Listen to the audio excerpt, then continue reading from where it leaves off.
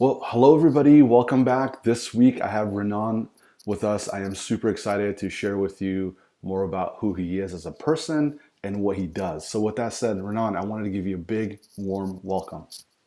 Thank you. Thank you for having me. Of course, let's kick it off with a one word open. So what would that one word be right now, how you're feeling before we dive in? Excited. Excited. I love it. Okay, let's talk business. So if you could take 3 to 5 minutes, share with our audience your background, your business, how you got started, where you are, and all that good stuff. Yes, let's do it. So my name is Renan. I'm 34 years old, and before starting my current company, which is called OSS Ventures, I did basically two things. The first is I worked in operations for 8 years. Operations is incredible, and operations, especially in manufacturing in supply chain, is a world where everything is very tight and very well organized, and there is absolutely zero digitization in that.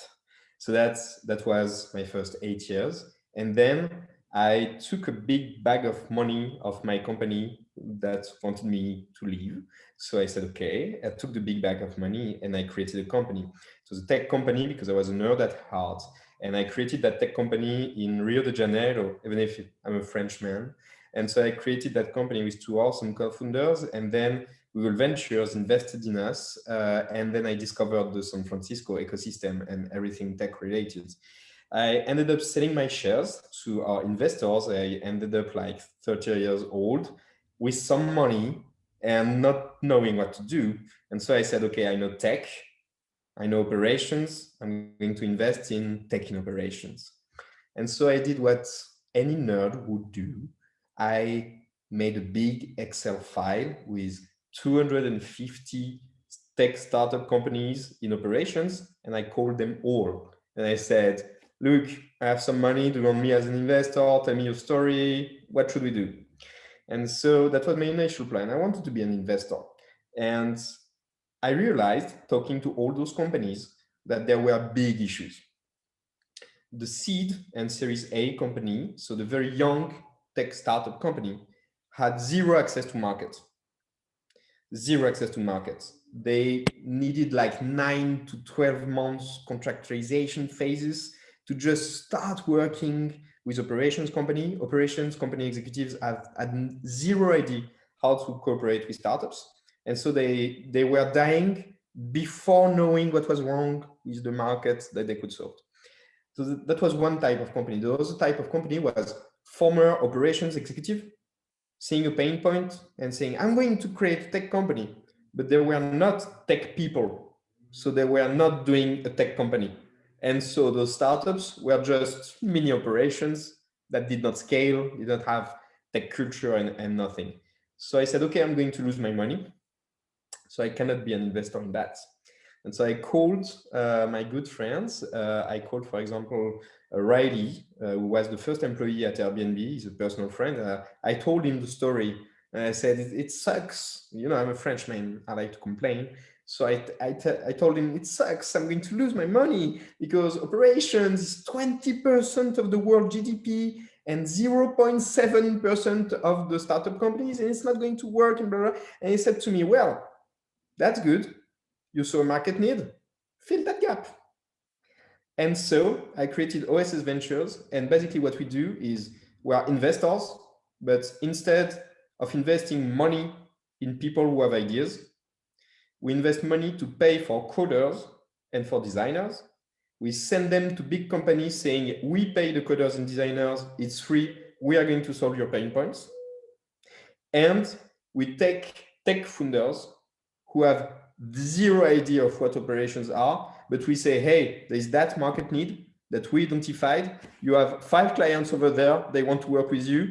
Do you want to take 80% of the company and when we take 20% of the company? And so started that 2 years ago with my own money. Since then, two investment funds invested in the company. We launched 9 startups.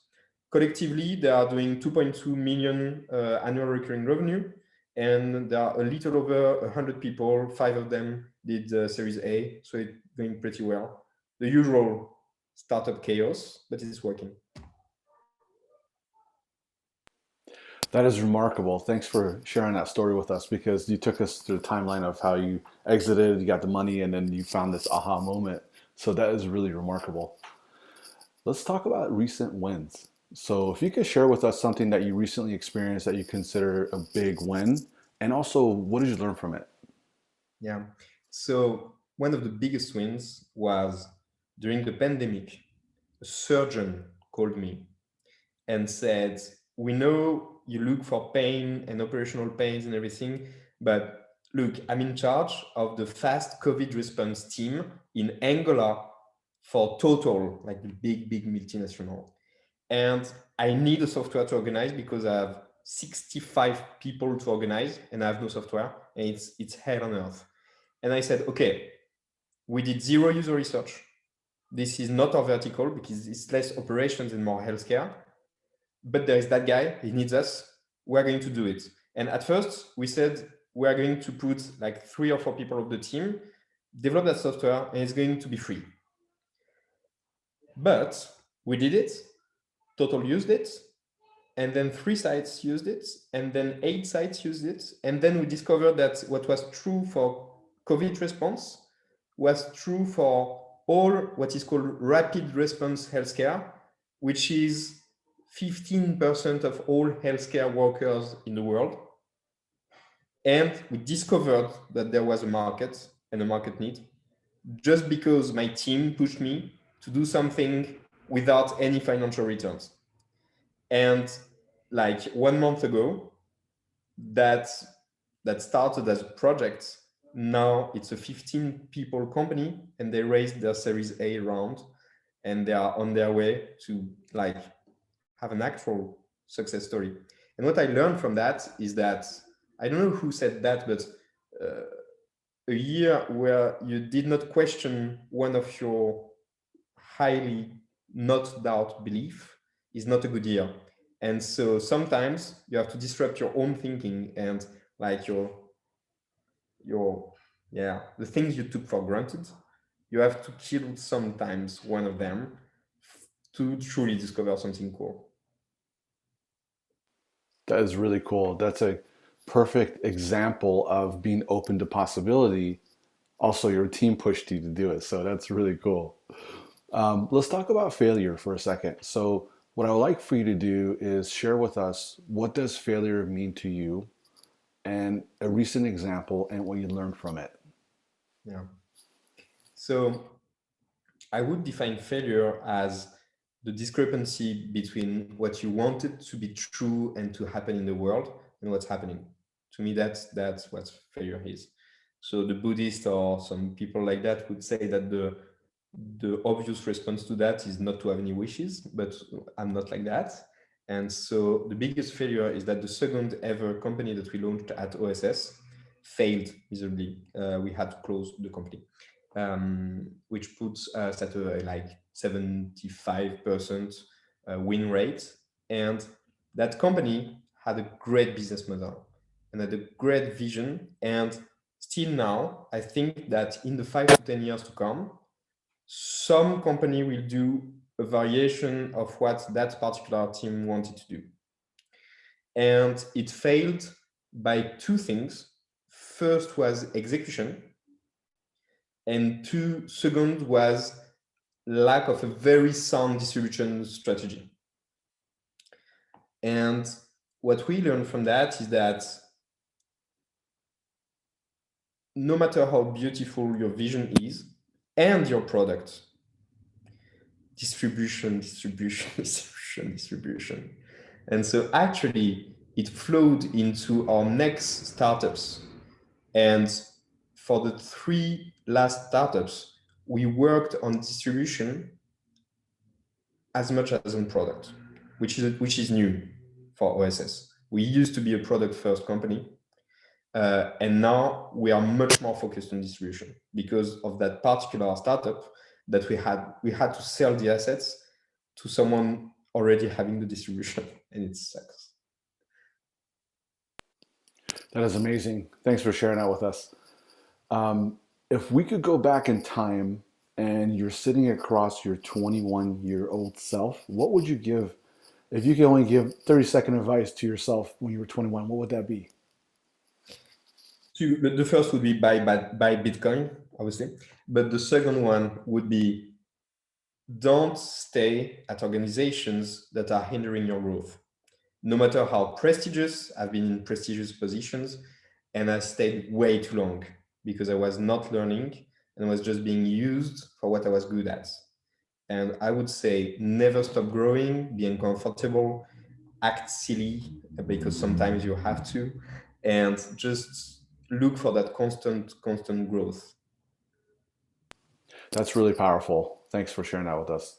Let's go into a question that you wish for people to ask you. So when you're ever giving these talks or interviews, um, maybe you got one question out of nowhere that you're like, wow, aha, that's a really good question.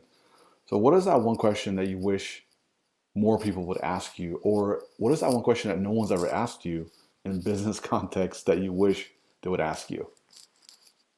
I think one of the best questions I got asked in the last year was from a potential founder being interviewed for the job.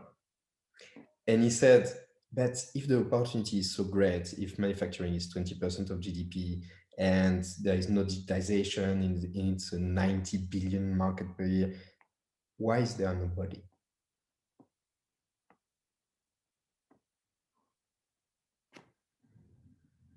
And how did you answer that?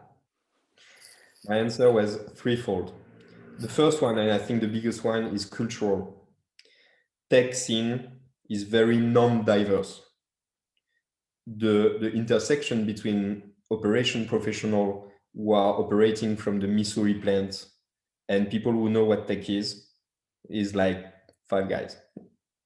So the first one is cultural. When you go to San Francisco, you ask them, what do you think is a factory? And you get very few answers and very bad ones. And I think that's the first one. And it's the same in Europe, it's the same everywhere. Those are two worlds that do not mix. So that's the first answer. The second is that there are little known companies such as SAP, Oracle, IBM, and they are actively killing everything they see in operations because that is their cash cows. And so they are stuck with bad software because distribution channel is owned by those companies, and those companies are actively trying to kill everything on site because that's one of the few verticals where they are untouched. So that's the second one. And the third one is operations is a very particular world where efficiency is king.